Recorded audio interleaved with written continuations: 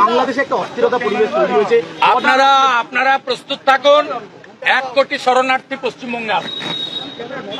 বাংলাদেশে হিন্দু কতল চলছে। রংপুরের কাউন্সিলর, নগর পরিষদের আরাধন নায়ক, তাকে খুন করা হয়েছে। সিরাজগঞ্জে 13 জন পুলিশ খুন হয়েছে, থানার মধ্যে 9 জন হিন্দু। নোয়াখালীতে হিন্দু বাড়ি পোড়ানো হয়েছে।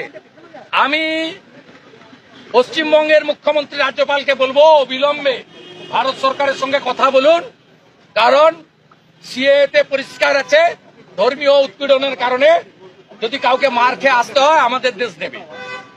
এটা অলরেডি পার্লামেন্ট করেছে। আমি আপনাকে বলছি, এই পরিস্থিতি যদি 3 দিনের মধ্যে কন্ট্রোল না হয়, জামাতের হাতে, মৌলবাদীদের হাতে বাংলাদেশ যাচ্ছে। 1 কোটির বেশি হিন্দু শরণার্থীকে নেওয়ার জন্য সবাই মানসিক প্রস্তুতি নেন।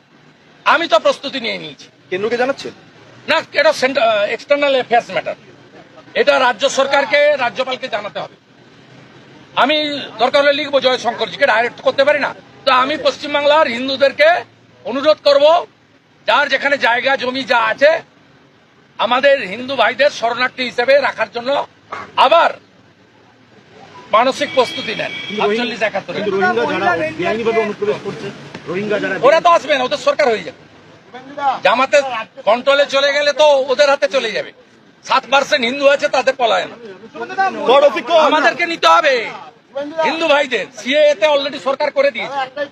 মানসিক প্রস্তুতি রাখুন। 1 কোটি শরণার্থী আসবে আমার ভারত পশ্চিমবঙ্গে।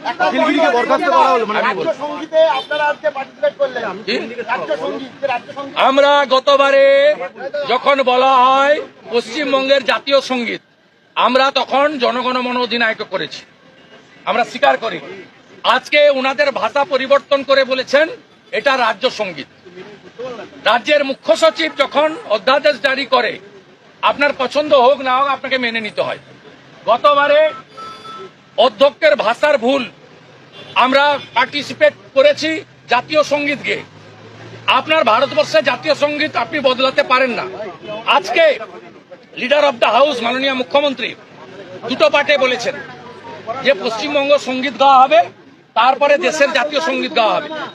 উনারা উনাদের ভুলগুলো সংশোধন করছেন, আমরা হ্যাপি। ভুলগুলো সংশোধন করুন। আপনি ফিরহাদ হাকিমকে আর হুমায়ুন কবিরকেও যদি শাস্তি দিতেন আমরা খুশি হতাম, অখিলগিরিকে যেভাবে দিয়েছেন। ঠিক আছে, আর না।